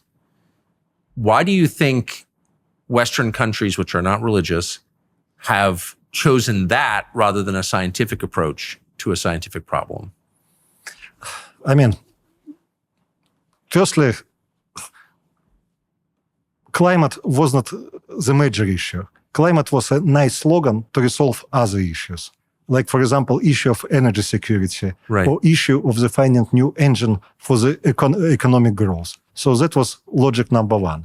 Now, how you're asking question from other area, cultural question. So how happened basically that society become so much involved in the process of punishing humans in this Yes. process?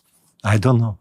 But what's interesting is I personally think energy security is a valuable goal. It's important. But the United States achieved, and so after 9/11, you heard people say, well, these countries are crazy. We can't rely on them. They're driving our foreign policy. We're getting in all these wars because we need their energy. And then the fracking revolution happened in the United States, and we were energy secure with gas. We had more gas than we flare it still. So why didn't we just declare victory at that point? That's exactly my hope. Because exists only one country in the world who can actually change all of this paradigm in the climate agenda. It requires strong leadership, and I see only one country in reality who can really do it, and that's United States. And why this reason can be? Because exactly what you said. So other consideration, like energy security, etc., basically not a problem for United States anymore. So because it's not a problem, it's not objective reasons to basically go against this trend. You remember President Trump went out of the Paris Agreement when he became a president.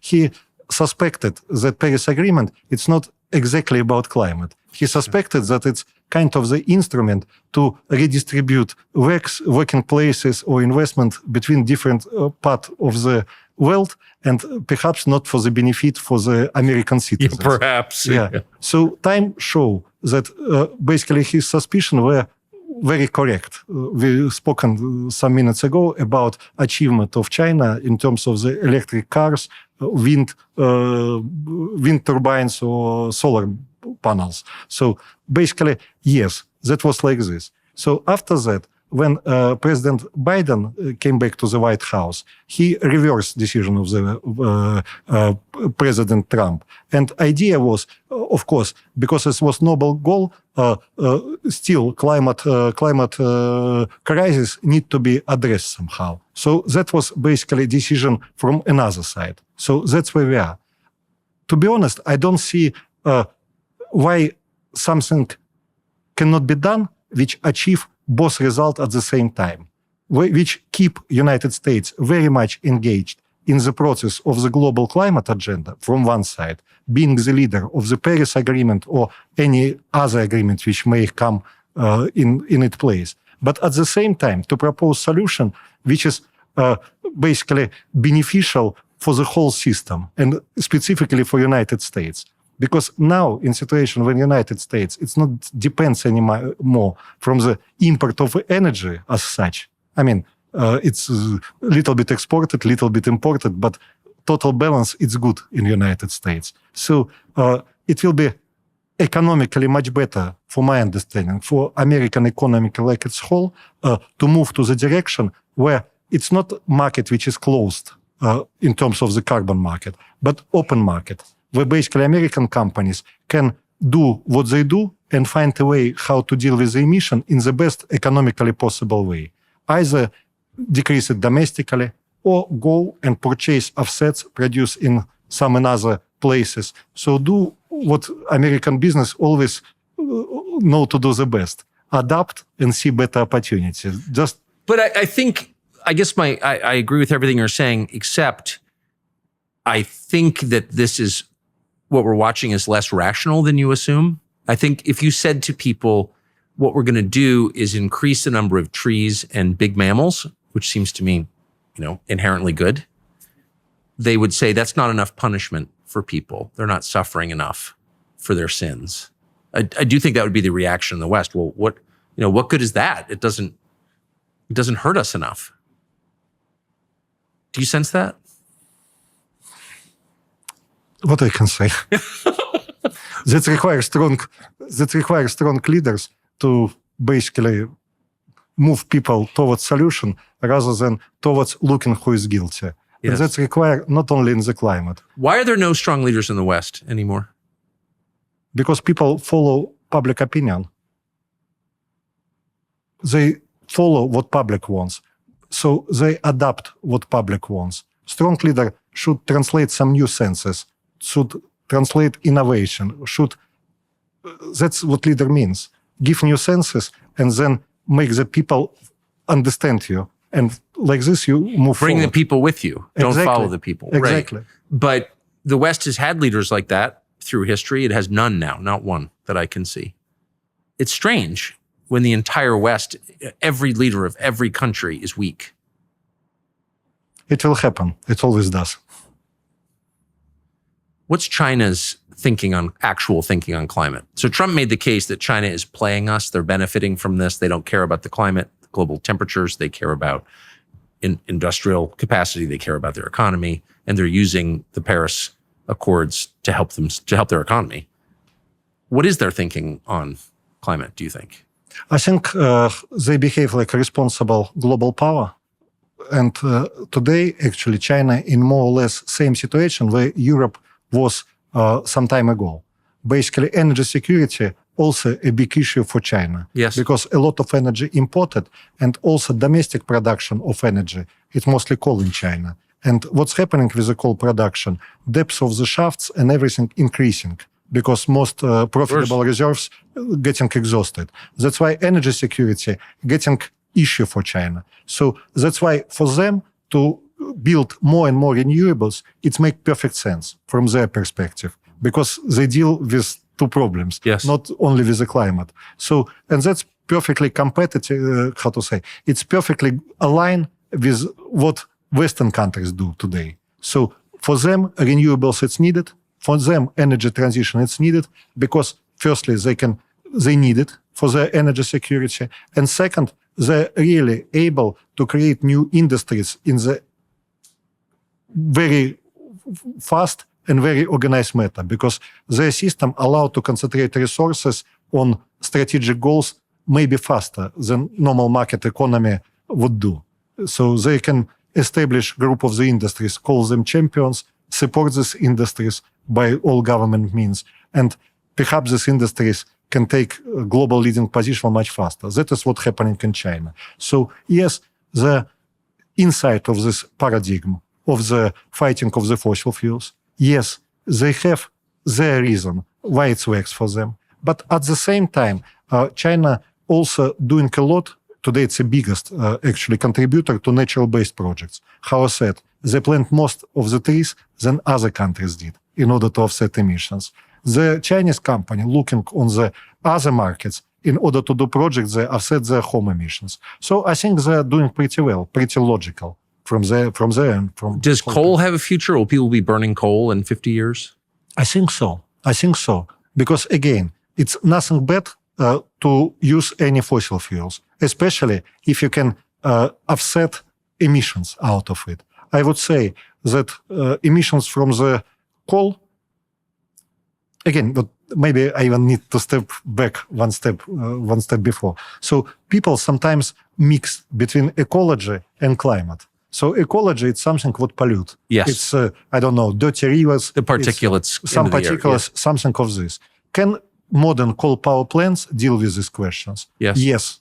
Yes. Modern coal power plants don't produce black smoke and they don't destroy nature like previous generation of coal power plants used to do before. So answering on these questions, yes, ecology can be basically resolved. Question number one. Another question, it's emissions. So let's imagine that global price is $20. In this case, coal will fly forever.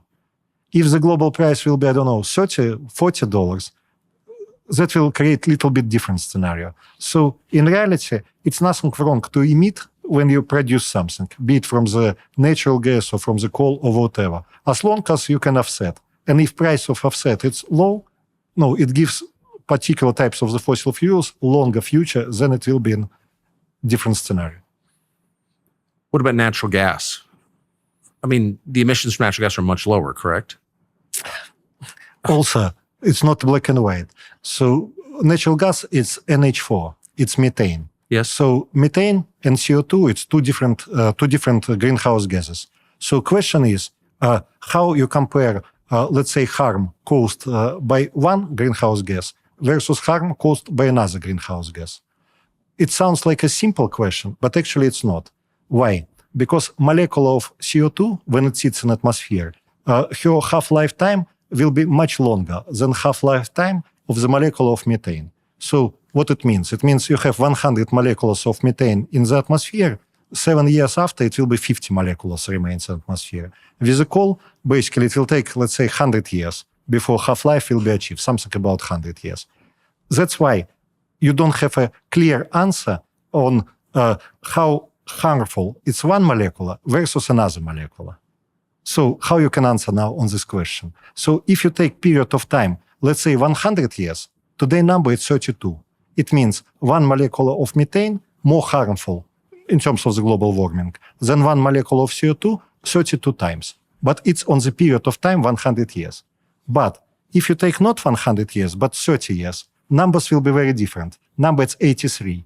So during this period of time, a molecule of methane more harmful than molecule of CO2 on the another number.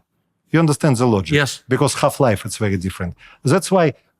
So if basically you use ratio 32 on the 100 years time, and if your goal is to equalize two harms on the 100 years term, then most of the basically power plant which is running on the gas will be better than power plant running on coal. Coal will die.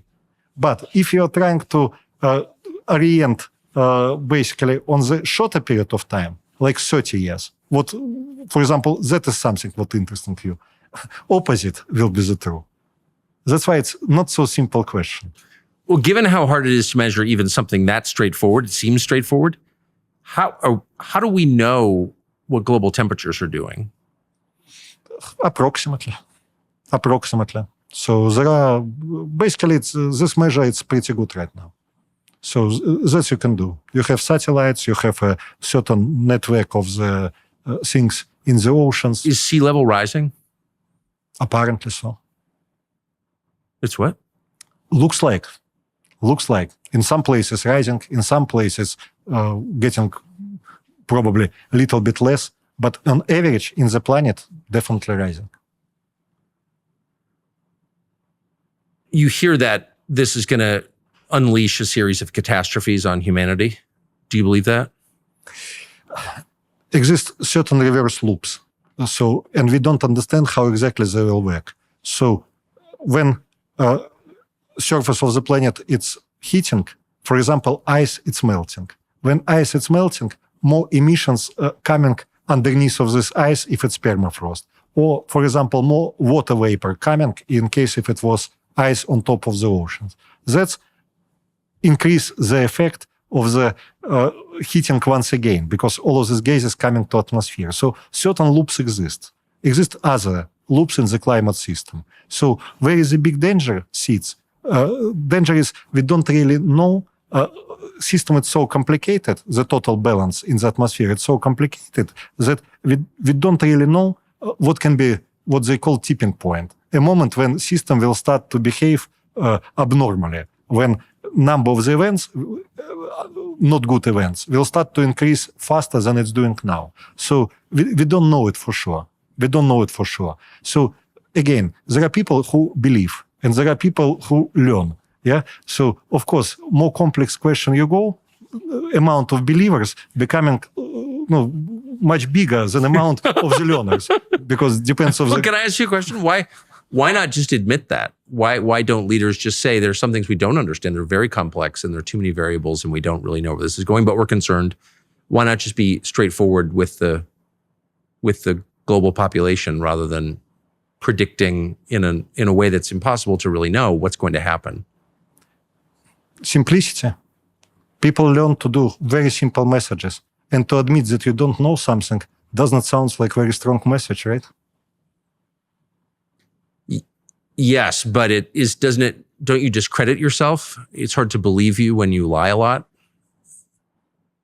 And it does have a counterproductive effect.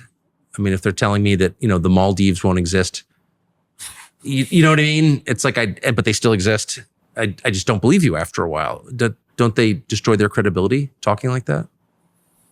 Apparently not. You see, world is still working, and people still think that basically what they heard, it makes perfect sense. So last question, which I really don't understand, but climate protesters in Europe have been destroying Renaissance paintings, no modern art, but all Christian art, in the name of ending climate change.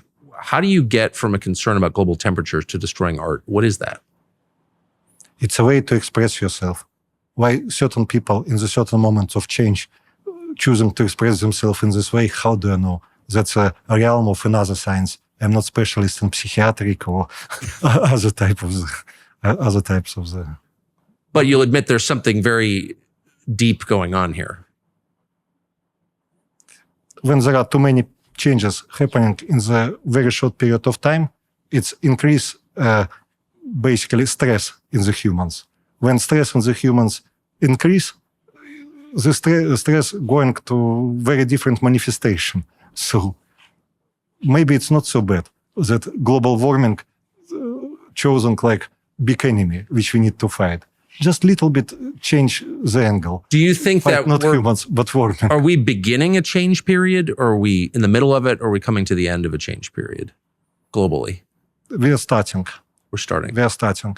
Yeah, we are starting. Most dangerous time ahead. On that happy note, Andrey Melnichenko, thank you. Thank you. Thanks for watching our YouTube channel. We hope you'll subscribe to it. And by the way, you can hit the little bell on there and get notifications every time we produce a video. We hope you'll do that also.